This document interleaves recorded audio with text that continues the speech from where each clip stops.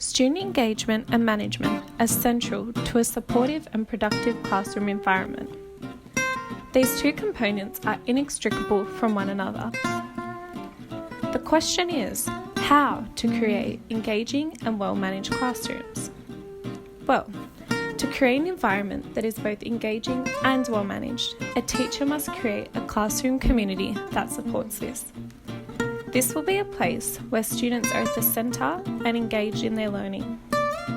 This allows students to engage on a cognitive, kinesthetic and affective level, also described as engaging with their head, hands and heart. This also benefits teachers as it achieves Standard 4 of the NESA teaching standards. This learning environment will lend itself to an easier to manage classroom, as children feel they are a part of the learning process and understand the value of learning. Overarching on all of these is the teacher's ability to be flexible in not only their lesson plans, but the delivery of their lessons. Understanding how individual students learn best and being able to track their progress through formative assessment is a critical component of good teaching practice. No longer is teaching all students in the same way and setting the same level tasks an appropriate or productive way to teach. An importance should be placed on setting tasks that meet individual student needs and maximise their engagement. To create tasks that encompass this, teachers should refer to Vygotsky's zone of proximal development. Understanding the gap between what children know and the next stage in their learning is critical in creating lessons and tasks that help students work within this level. If tasks are not created to enable students to work at this level, often this is when management of the classroom will become extremely difficult.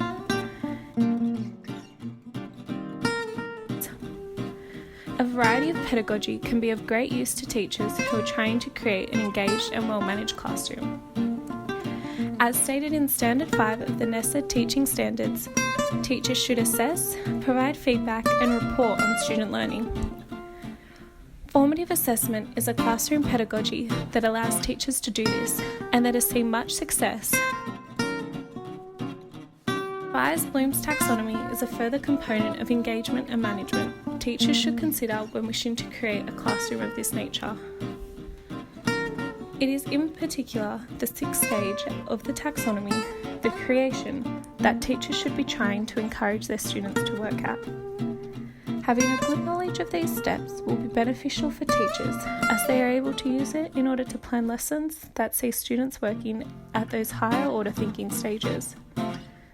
This is beneficial as when students are working at this level, they are more likely to retain the information and use it in the future.